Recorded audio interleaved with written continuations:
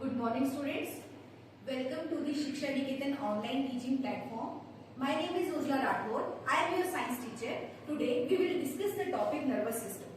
अब जैसे पता है जो नर्वस सिस्टम है वो एक टॉपिक के अंदर आता है जिसका नाम है कंट्रोल एंड कोऑर्डिनेशन. अगर मैं आपको एक चीज एग्जांपल दूं कि कोई बच्चा रोड क्रॉस कर रहा है या मुझे ही रोड क्रॉस करना है, तो रोड क्रॉस करने के लिए मैं किन किन चीजों का यूज करूंगी. अगर मैं किसी स्टूडेंट से पूछूं तो कोई स्टूडेंट बोलेगा कि ईयर का यूज करना पड़ेगा ताकि हॉर्न सुनाई दे तो कि रोड क्रॉस इजीली से हो जाए. कोई बोलेगा कि आईज का यूज करना पड़ेगा ताकि प्रॉपर वे देख सके, हम प्रॉपर रास्ता देख सके. कोई स्टूडेंट ये कहेगा कि अपनी मसल्स का यूज करना पड़ेगा. लेकिन ओवरऑल अब देखा जाए तो इन सभी चीज का हमें यूज करना पड़ेगा ताकि मैं अच्छे से रोड जो है वो क्रॉस कर सकूं. और इन सभी चीजों को अच्छे से करने के लिए बॉडी में कंट्रोल एंड कोऑर्डिनेशन का सिस्टम होता है जो कि सारा का सारा हमारे ब्रेन से रिलेटेड है. तो कंट्रोल एंड कोऑर्डिनेशन का जितना भी हिस्सा है वो सारा का सारा हमारे ब्रेन से रिलेटेड है. उसके अंदर हमारा आ जाता है nervous system.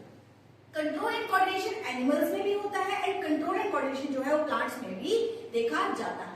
Control and coordination के अंदर आ गया जी नर्वस सिस्टम. नर्वस सिस्टम में टू पार्ट्स है. एक आ गया आपका सेंट्रल नर्वस सिस्टम जिसको आप CNS भी कहते हैं. एक आ गया पेरिफेरल नर्वस सिस्टम जिसको हम PNS के नाम से भी जानते हैं. जो सेंट्रल नर्वस सिस्टम है ये नाम ही बता रहा है सेंटर, मतलब सेंटर सारा ब्रेन से रिलेटेड होगा. तो सेंट्रल नर्वस सिस्टम में दो पार्ट आ जाते हैं, that is your brain and spinal cord. Brain तो सबको पता है, this portion that is your brain. Spinal cord is what. अगर मैं किसी स्टूडेंट से ये पूछूं कि स्पाइनल कॉर्ड क्या होती है तो मुझे रिस्पांस में आई थिंक यही आएगा कि मैम बैकबोन. फिर मैं बोलूंगी कि वर्टिबल कॉलम क्या होती है, फिर बोलेंगे मैम वो क्या होती है. अगर पूछा जाए बच्चे बहुत ज्यादा कंफ्यूज होते हैं what is spinal cord and what is vertebral column. जो हमारी स्पाइनल कॉर्ड है ये जो ब्रेन होता है इसी से बिल्कुल टेल की तरह, ये कह सकते हो पूंछ की तरह जो अटैच होती है उसको आप स्पाइनल कॉर्ड कहते हैं. जो स्पाइनल कॉर्ड है वो सेम उसी टिश्यू से बनी होती है जिस टिश्यू से हमारा ब्रेन जो है वो बना होता है. मतलब कहने का जो ब्रेन है उससे बिल्कुल हमारी स्पाइनल कॉर्ड जो है अटैच होती है. अब कोई पूछेगा कि मैम फिर वर्टिकल कॉलम क्या हो गई या मैम हमारी बैकबोन क्या हो गई. तो स्पाइनल कॉर्ड के बाहर से कवरिंग होती है वर्टिकल कॉलम जो कि हमें हाथ लगाने से भी बैक पे फील आती है. इसको आप हाथ लगा सकते हैं बैक पे, that is your backbone.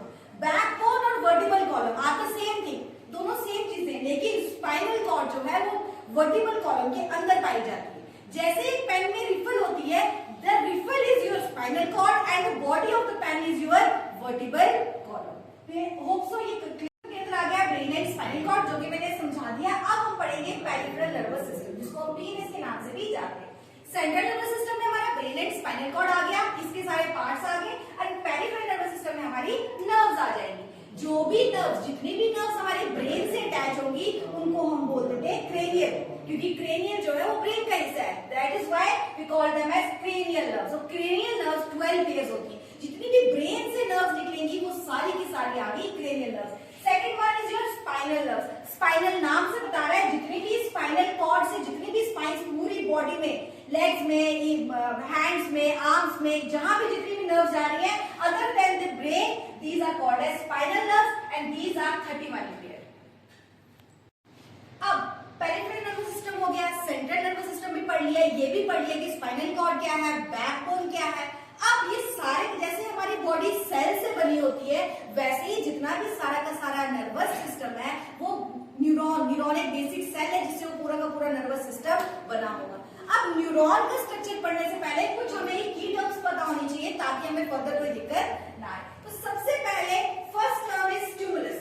Stimulus is any change in the environment, जो भी आपके इन्वायरमेंट में चेंज हो रहा है. जैसे मैंने यहाँ पे मारा, ये जो मारा या तो किसी हीट को, कोल्ड को सेंस कर रही हूँ, that is any change in the environment. जो भी इन्वायरमेंट में चेंज हो रहा है जिसको आप सेंस करते हैं फिर बाद में, that change in the environment is called as stimulus.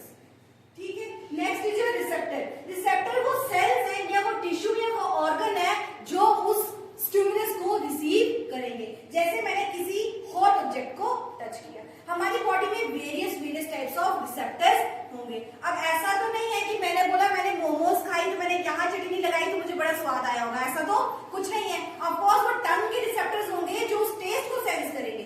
वैसे ही अलग अलग चीज को सेंस करने के लिए अलग अलग रिसेप्टर्स प्रेजेंट होंगे. वैसे ही रिसेप्टर्स का काम है उस चीज को सेंस करना. मैंने किसी हॉट ऑब्जेक्ट को टच किया तो मैंने यहाँ पे रिसेप्टर्स कुछ प्रेजेंट होंगे जो उसको सेंस करेंगे, उनको रिसेप्टर्स जो है बॉडी में वेरियस टाइप्स ऑफ रिसेप्टर्स होते हैं जिनका काम ही यही है कि अलग अलग चीज को सेंस करना। नेक्स्ट इज योर इफेक्टर, ये भी वो टिश्यू है, ग्लैंड्स है या मसल्स है जो एंड में रिस्पॉन्स करेंगी। अब मैंने किसी गर्म चीज को टच किया है तो वापस इसको हटाना है ताकि मेरा हाथ जलने से बच जाए। जो मैंने ये वापस हटाया दैट इज योर इफेक्टर। ये वो मसल्स या ग्लैंड्स है जो एक्ट करेंगी कि फटाफट हाथ हटाओ नहीं तो हाथ जल जाएगा। Next is your response, and में जो भी रिएक्शन आपकी बॉडी ने दिया उस स्टिमुलस के लिए दैट इज योर रिस्पॉन्स। उसको आप बोलते हैं ये आपका रिस्पॉन्स है। जो भी बॉडी ने उस स्टिमुलस के लिए एंड पे एक्ट किया that is called as response. Next is your neuron. This is the structure of neuron. आप देख सकते हैं ये डेंड्राइट्स है, in the centre there is nucleus, this is cytoplasm. Cytoplasm को ही हम न्यूरॉन के केस में न्यूरोप्लाज्म भी कहते हैं। ये पूरे को जो पूरा स्ट्रक्चर आपको दिख रहा है इसको हम सेल बॉडी या फिर साइटोन के नाम से भी जानते हैं। और यहाँ पे एंड पे आ गई आपकी नर्व एंडिंग है जिसको आप एक्सोनल एंडिंग भी कहते हैं। ठीक है, अब ये जो आपको बीच में स्ट्रेट सी लाइन दिख रही है this is your axon.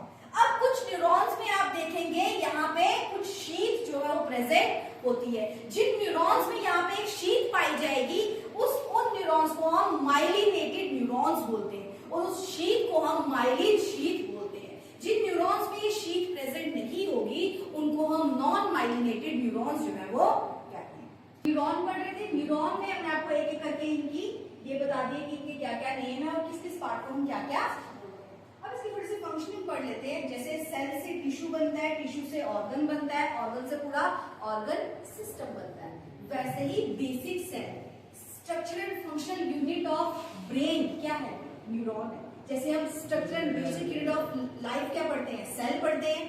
Structural functional unit of kidney हम नेफ्रॉन पढ़ते हैं, वैसे ही structure and functional unit of brain क्या है, न्यूरॉन है। ये एक सेल है, ऐसे ऐसे बहुत सारे सेल जुड़ते हैं तो सिग्नल जो है वो ट्रांसफर होता है। अब मैंने आपको इसकी डायग्राम बता दी। अब क्या होगा, सिग्नल जो है वो ट्रांसफर कैसे होगा ये पढ़ेंगे। सबसे पहले जो भी रिसेप्टर्स होंगे, जो भी डेंड्राइट्स होंगे, ये इसको क्या करेंगे, चीज को सेंस करेंगे। जैसे ही ये चीज को सेंस करेंगे तो ये अंदर आ जाएगा। जब ये अंदर आएगा तो साइटोप्लाज्म में यहाँ पे कुछ आइंस प्रेजेंट होंगे, कुछ आइंस प्रेजेंट होगी। हम बोलते हैं कि मूवमेंट ऑफ या इलेक्ट्रिसिटी क्या है, मूवमेंट ऑफ आइंस। वैसे ही यहाँ पे भी इलेक्ट्रिकल सिग्नल जनरेट होगा because of that movement of ions. वो आइंस ट्रिगर होगी तो यहाँ पे एक इलेक्ट्रिकल सिग्नल जनरेट होगा। वो सिग्नल यहाँ से ट्रांसफर करेगा, पहुंच जाएगा नर्व एंडिंग तक। अब हमें ये भी पता है कि एक न्यूरॉन और दूसरे न्यूरॉन के बीच में गैप होता है जिसको आप साइनैप्स बोलते हैं। फिर नेक्स्ट क्वेश्चन ये होना चाहिए बच्चों का कि मैम अगर साइनैप्स है तो सिग्नल ट्रांसफर होगा कैसे? गैप के अगर गैप है तो सिग्नल कैसे ट्रांसफर होगा? कनेक्टेड होने चाहिए ताकि सिग्नल ट्रांसफर हो जाए। नहीं, बीच में गैप प्रेजेंट हो, ऐसे ऐसे बहुत सारे न्यूरॉन्स होते हैं और हर एक न्यूरॉन के बीच में गैप होता है जिसको आप साइनैप्स कहते हैं। अब यहाँ पे क्या होगा, जैसे ही एक्सोनल एंडिंग पे पहुंचेगा यहाँ पे कुछ केमिकल्स जो है वो एक्सोनल एंडिंग पे स्क्रीट होंगे। जैसे ही केमिकल स्क्रीट होंगे वो कौन रिसीव कर लेगा, नेक्स्ट न्यूरॉन के डेंड्राइट्स जो है वो रिसीव कर लेंगे। फिर वैसे ही इलेक्ट्रिकल सिग्नल जनरेट होगा, फिर वैसे ही केमिकल सिग्नल जनरेट होगा। एक्सॉन से फिर केमिकल्स निकलेंगे और एक्सॉन से जो केमिकल्स निकलेंगे उनको आप न्यूरोट्रांसमीटर्स भी कहते हैं। इसी तरीके से जो है सिग्नल जो है एक न्यूरॉन से दूसरे न्यूरॉन में ट्रांसफर होता है गैप प्रेजेंट होने के बावजूद। गैप को कौन वो करेगा, कैरी करेगा, ये एक्सॉन, वो केमिकल्स वो करेंगे। केमिकल स्क्रीट होंगे, वो आसानी से पहुंच जाएंगे नेक्स्ट के डेंड्राइट तक और डेंड्राइट वैसे ही electrical and chemical signal generate होगा, वैसे ही एक इंफॉर्मेशन दूसरे इंफॉर्मेशन तक पहुंच जाएगी या एक न्यूरॉन से दूसरे न्यूरॉन तक इंफॉर्मेशन पहुंच जाएगी। तो ऐसे जो है इलेक्ट्रिकल एंड केमिकल सिग्नल्स जो है वो ट्रेवल करते हैं और इंफॉर्मेशन एक न्यूरॉन से दूसरे न्यूरॉन तक ट्रांसमिट होती है। Thank you so much, hope so आपको अच्छे से समझ